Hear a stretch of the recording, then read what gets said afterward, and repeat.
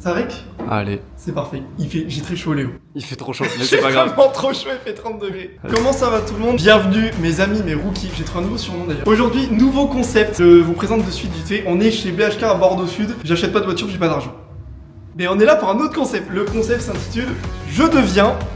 Insérer le titre du métier. Vous savez que j'ai un énorme amour pour faire les immersions, notamment en sport automobile, et que j'en fais pas mal depuis un an maintenant. Mais je voulais vous montrer aussi les immersions dans les métiers de l'automobile. Il y aura toute une série de vidéos avec les métiers, que ce soit vendeur automobile, du covering, mécanique. Et du coup, aujourd'hui, on est chez BHK Bordeaux Sud avec mon petit Léo qui filme derrière, que vous n'avez pas vu depuis un petit moment. Regardez-le, avec sa petite casquette là. BHK, je représente. Donc Léo qui travaille chez BHK. Tu fais quoi toi? Je vends. Je vends des voitures. Tu vends du rêve. On va faire une immersion du métier, on va vous présenter BHK, on va vous présenter des voitures, on va faire une mise en scène. Tout le monde dit ouais c'est facile de vendre une voiture, je vais te voir toi là, toi le petit asiate. Ah mais oui bon. Comment ça le petit asiate, ça veut dire quoi ça? Ça y est, il est occupé. Je vais l'éteindre, Vendeur pro, ça y est, il est occupé. En plus c'est ta journée off.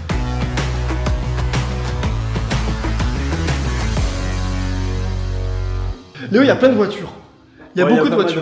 Alors à savoir que ici à Bordeaux, on est le plus gros centre de la région Gironde.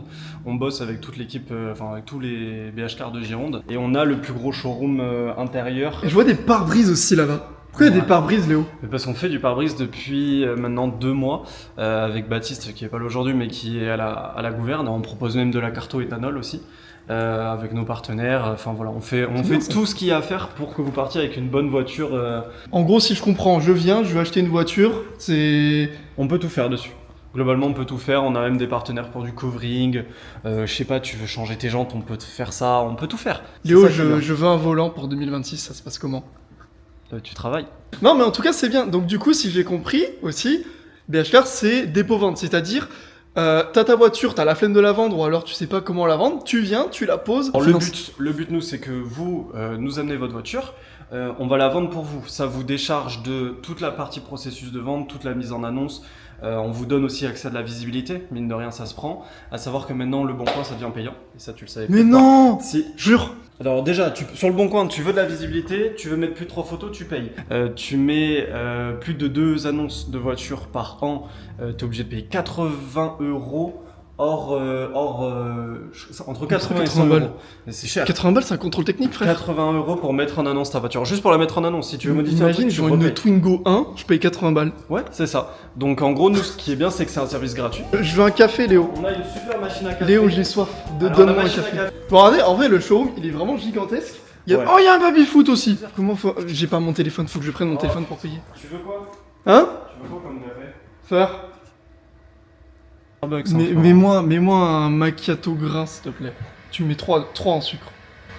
3 en sucre. Attends, là, c'est ça. Attends, je te mets que 2 parce que... Mets-moi 3 en sucre. Non, mec, mets-moi 3 en sucre. Je vais choper son téléphone, on va payer avec le sien. Tu veux un café, Léo? Je te le paye. C'est stylé le mur comme ça pour prendre une petite photo aussi. Ouais, c'est simple. Genre, bonjour, j'ai acheté ma voiture chez BHK. Je sais pas ce qu'il va foutre. Good morning, I'm the seller of the car. J'ai peur. C'est cringe. C'est cringe un peu. I sell you good car, good vibes. J'ai eu un client. Fais gaffe à ce que tu dis. You come to my office. Ouais. What do you want? Et je te montre un petit peu comment ça se passe. Bon, vous l'avez compris, on va faire une petite mise en scène. Je vais remettre mes lunettes normales. I am the patron, Léo. I buy the car. Léo, I am the... Arrête de parler anglais, la vérité. Je te montre un peu comment ça se passe. Bon, alors, je vais te montrer, parce que je vais prendre le lead un petit peu là, parce que lui, il a regardé il boit son café. C'est comme ça que sont les commerciaux. Aujourd'hui, on prend donc l'exemple de cette 991. You know what this is? Tu sais ce que c'est une 991 ou pas? It's Donc première chose quand on reçoit un véhicule comme ça, c'est qu'on fait le tour de la voiture. Pourquoi on ferait le tour de la voiture, David? Mais pour voir s'il n'y a pas de dégâts tout simplement. Alors fais le tour de la voiture et dis-moi si tu vois des défauts. Et là je vais regarder l'usure des pneus. Donc là on regarde. Après on regarde s'il n'y a pas d'hernie ou de déchirure ou autre. Après les jantes, on va regarder les jantes si elles sont pas abîmées, j'imagine ça. Et je regarde le disque s'il est pas creusé ici. Et sur celle-ci tu peux voir que les disques sont légèrement ondulés à cause des freinages. Donc c'est de l'usure assez classique sur ces disques-là. Après tu regardes aussi donc les plaquettes. Bon là on va pas se faire chier à regarder les plaquettes. Voilà. We don't need the brakes. Là elle est fermée, mais sinon tu regardes aussi l'intérieur. Tu fais pareil à l'arrière et t'as des pneus disques plaquettes. pour voir en fait les usures, tes consommables. Ouais, l'échappement il est bien là. J'ai le silencieux plein la gueule. Ça dépend vraiment de ton produit. Tu peux, sur un véhicule comme celui-ci, ça pour vous donner un ordre d'idée, c'est le véhicule le plus cher qu'on ait en ce moment à la vente. Donc tu peux te permettre sur ce produit d'aller très loin dans le détail des défauts. 82 000 euros. Donc après, une fois que ça c'est fait, tu vas où? Et dresser un état des lieux de la voiture, j'imagine. C'est ça. Marque, modèle, kilomètre, compteur, gagé. Alors, bonne question. C'est quoi un véhicule gagé? Un véhicule gagé, c'est un véhicule sur lequel quelqu'un a une réserve. C'est-à-dire, par exemple, le véhicule est en location, longue durée, LOA, LDD. Si le vendeur du véhicule, celui qui le détient, n'a pas réglé ses comptes, la voiture est une voiture saisie par l'État. L'État met un gage dessus pour pas que quelqu'un puisse la revendre derrière, exemple une maison d'enchères, etc. Okay. Toi, en fait, ça te notifie que la voiture, tu ne peux pas l'acheter. Tu marques l'usure des plaquettes, des pneus, En fait, là, c'est l'état des lieux qu'on vient de faire. C'est ça, parce qu'il faut se dire que la Porsche, par exemple, on l'a sur place, mais il y a beaucoup de véhicules qu'on n'a pas sur place, où les clients gardent la jouissance du véhicule, qu'ils en ont besoin au quotidien, etc. Et ça, la fiche de rentrée, du coup, c'est la nouvelle version, enfin ça... Ça, c'est la nouvelle version. Ok, ça marche. Ça je t'ai donné celle-là, parce qu'après, comme tu vas devoir me vendre la Porsche, il faut que tu connaisses les infos de la Porsche. Ah ouais, merde, ça. Et Et le après, plus important, l'origine. l'entretien. Ah, l'entretien, oui, parce qu'elle est entretien Porsche. C'est ça. Ok, donc là je connais à peu près tout, etc. Je pense qu'on peut faire la mise en scène où toi t'arrives, bonjour, et moi je vais essayer de t'approcher déjà la voiture, faire le premier abord. Les gars, j'ai l'impression que je joue ma vie. J'ai l'impression que je joue mon entretien. C'est quoi? Vas-y, du coup je garde ça? Mais juste, on va faire une mise en situation, on va pas faire un truc très compliqué. Juste, je vais arriver et je vais te poser des questions sur la voiture. Je suis sûr que je te la vends facile. Vas-y. J'ai peur. Bonjour monsieur. Bonjour madame. Vous venez pour... Tu viens pour... Attends. Je viens vous voir pour cette Porsche 911. Voilà, j'ai à peu près 80 000 euros de budget. On a cette magnifique Porsche 991... J'imagine que vous connaissez un petit peu la gamme Porsche, un petit peu la gamme 911. Donc on a ce véhicule qui est en excellent état. Vous aviez un budget défini déjà? Je te l'ai dit au début. Je m'en souviens pas. Donc ce véhicule il rentre parfaitement dans votre budget. En plus on a une voiture qui est très peu kilométrée, une couleur absolument dans une configuration très magnifique, vraiment magnifique, comme vous pouvez le voir. Ce plaît achète. Donc voilà, elle est grise. Grinardo, pas du tout. Après, tu veux que je lui dise quoi de plus? Il a une Porsche. Il achète la Porsche, c'est bon. Il va pas me casser les couilles. En fait, c'est les choses, c'est que je me dis, là encore, je suis en train de faire un discours pour une voiture, mais il faut connaître le discours pour toutes les voitures. C'est vachement grand quand même. Là, il est parti, Léo, il m'a laissé tout seul. Je vais essayer de trouver là où sont les clés, je vais rentrer avec une voiture. C'est vachement grand quand même, hein. Mettez en commentaire la voiture que vous préférez. Ah, il est de retour, le Léo. On en était où? La config, du coup, très belle config, le gris, l'intérieur camel. Donc est-ce que c'est peut-être des options qui peuvent vous plaire? Moi c'était surtout pour le cuir étendu et le mode Sport Plus que j'ai bien aimé la voiture. En termes d'entretien, qu'est-ce que ça donne? Eh bien écoutez, en entretien... Du coup, en entretien, entretenu exclusivement au centre Porsche à Pessac, juste à côté. La voiture est luxembourgeoise, donc elle a été entretenue exclusivement dans le réseau Porsche. Donc ce qui fait qu'il n'y a aucun souci à ce niveau-là, et il y a toujours le carnet d'entretien que vous pourrez retrouver directement à n'importe quel centre Porsche. Bien, hein? Achète. J'ai eu une visite sur cette voiture et donc je peux te dire un petit peu comment ça se passe. Alors déjà, c'est vrai qu'on n'en a pas parlé, mais il y a un gros processus qui se fait avant que le client arrive. Pourquoi? Parce que le client, c'est important de savoir s'il est intéressé par le produit, s'il est prêt à acheter ou pas. Sur des véhicules showroom, on peut se permettre de faire de la visite comme ça, en tablant sur un coup de cœur, etc. En revanche, sur des véhicules qui sont pas chez nous, on peut pas se permettre de faire venir un client, le faire déplacer pour un autre client qui serait pas plus intéressé que ça. À savoir que donc on a fait le tour de la voiture ensemble. Il a relevé aussi que les disques à l'avant à la prochaine révision seraient sûrement à faire chez Porsche. Donc les disques se font toujours avec les plaquettes, donc ça fait disques et plaquettes. J'ai pris des initiatives, j'ai fait le devis moi pour savoir combien ça allait nous coûter de faire ça. Et après, j'ai vu avec le client si c'était validé. Donc voilà, après, c'est le métier de vendeur, c'est tac au tac, je dirais. Beaucoup de connaissance de son produit. Faut savoir que là, c'est pas que de la pub exclusive non plus, hein. N'y voyez pas que du placement de produits. Léo, ça fait au moins 2 ans qu'il m'accompagne sur des vidéos aussi, etc. Et sincèrement, ça fait plaisir aussi de partager des moments comme ça et tout. Là, vous voyez, on a vraiment une journée chill. Puis on est bien ici. On est bien installé, hein. On est bien installé. Pourquoi t'as fait ce métier? En fait, c'est tombé, c'était une opportunité. Quand j'ai commencé mon alternance, quand on s'est rencontrés, j'étais dans une autre alternance où je faisais de la vente d'éclairage. Et ça, Oui, c'est vrai. de toute façon, de vendeur, j'allais forcément y passer dans ma vie en kiffant l'auto.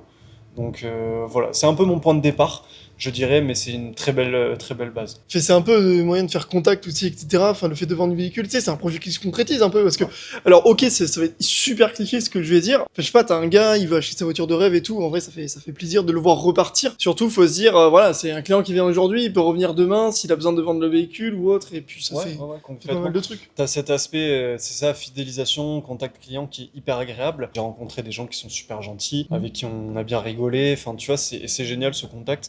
C'est pas toujours tout beau, tout rose, ça reste quand même un métier assez compliqué, surtout dans l'occasion. Nous, on reste quand même assez libre, on reste quand même assez ouvert et on est accessible aux clients et ça, c'est super. En fait, faut se dire, c'est pas une question de qui a le plus gros budget et tout. C'est, Ouais, bien sûr. tu viens, tu te fais plaisir, tu rencontres des gens. En plus, vous avez fait des événements aussi il y a pas longtemps, donc. Ouais, on a fait un rassemblement Halloween qu'on a organisé avec l'équipe. C'était un beau défi qu'on s'est lancé. Mon petit Léo, de quoi de ton... Ouais, ton parcours. Il est avec moi, malheureusement. Il était avec moi la première année du master. J'ai fait un bac S parce qu'à la base, je voulais être ingénieur auto. Du coup, après, je suis parti en licence gestion administration parce que finalement, et on va en parler un peu plus tard, mais c'est plus ce à quoi j'aspire, faire du management, faire de la gestion, etc.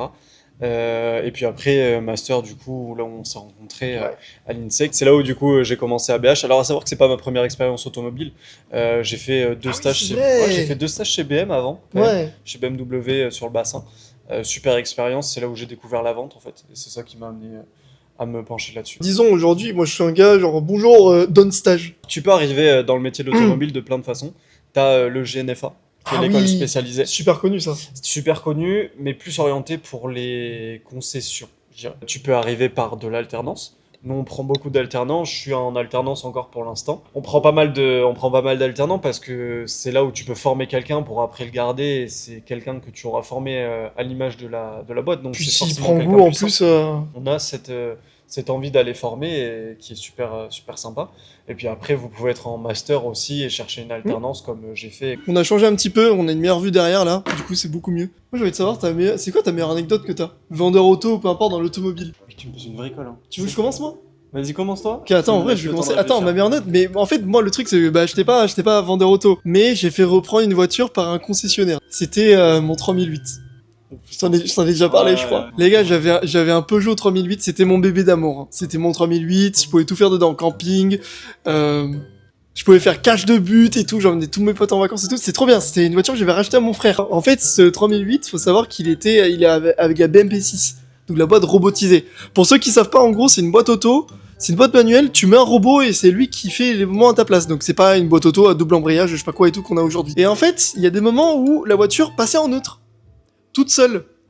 Donc c'est-à-dire qu'elle le faisait genre sur les voies de tram à Bordeaux. Il y a pas que... En fait, du coup, elle passait en neutre, je ne pouvais pas la remettre en drive. En fait, le 3008, il y a l'air qui s'engouffrait sur l'autoroute, mon pare-choc il est tombé. Et mon pare-choc, j'ai dû l'arracher, j'ai dû le mettre sur le côté et j'ai dû l'arracher. Et du coup, je voulais changer de voiture. J'ai acheté une 208, un litre de PureTech. Du coup, j'y vais et le concessionnaire il me dit, oui, est-ce que vous avez une voiture à reprendre et tout? Je fais, oui. Vous pouvez me montrer la voiture? Ouais, bien sûr. Il manque un pare-choc et tout, elle peut suivre de vitesse, mais elle roule. Ils ont été gentils. Après, le mec, il a vu la voiture arriver, il était comme ça de savoir qu'il allait me donner une voiture neuve, mais bon. Non, alors, je peux te raconter, alors c'est pas une anecdote... Moi, je m'en allais, je vais prendre un truc à boire. Tu veux un truc? Mais toi, tu respectes rien, en fait. Bah, tu cliques sur l'écran. Tu sais te servir d'un écran, c'est toi qui les fabriques. L'anecdote du je pourras pas. À savoir que j'ai un client, mais gros big up à lui, c'est un client adorable. C'est un client qui nous a amené un 4 garantie. Et moi, à cette époque-là, je cherchais du coup à remplacer mon Z4 que je venais de vendre. À savoir que ce client-là, il m'a répondu, je pourras pas. Si tu veux, j'étais dans la voiture. Dans la voiture, c'était un soir, et j'étais mais au bord du fou rire, parce qu'il m'avait juste dit ça, et c'était juste rigolo en fait, tu vois, de se dire ça. Et au final, la voiture, la semaine qui suivait, je lui ai dit, bah écoute, t'embête pas, j'ai un client pour toi, et la voiture, on l'a vendue, et tout le monde est content. Et il m'a vraiment dit, je pourras pas. Je pourras pas. Babyfoot, faut payer pour le babyfoot? Non. Mais il fonctionne pas bien. Non mais mec, on dirait qu'il y a un tremblement de terre. Un V1 babyfoot? Un V1 babyfoot si tu veux. Petit cliché, est-ce que Léo, tu as une chemise et une doudoune? Alors, plus maintenant, du coup. Parce que Tu c'est l'avais vrai au que c'est- début. Bah en fait, oui, oui. Ça sent bon ici. Ouais, ça sent bon Mercedes. Hein. C'est quoi s'il appelle sur le SOS? Non, non. Pourquoi? Bah ça fonctionnera pas. Non. Non. Ça le fait la frérot, elle est malade ou quoi? Un petit problème d'heure là. En vrai, si tu devais prendre une voiture là, tu prendrais quoi? Ici dans le showroom Ouais. Moi, je prends le gros Wild Track là-bas. En vrai, ça se joue entre la 911 et la 440. La 911, bien sûr, elle est incroyable. La 440 aussi, la petite MX5 qui est très sympa d'ailleurs. Très très sympa. D'ailleurs, j'ai. Ouais, non, je suis monté dans 6 jours. Elle fait... Monte. Mais elle fait bip bip 6 jours. Mais j'aime bien la MX5 moi. J'ai essayé la ND, la dernière, elle est vraiment sympa. POV Extreme Driver. Elle est super dure la pédale d'accélération, non? Ou c'est moi? POV POV, ah. Retour aux origines.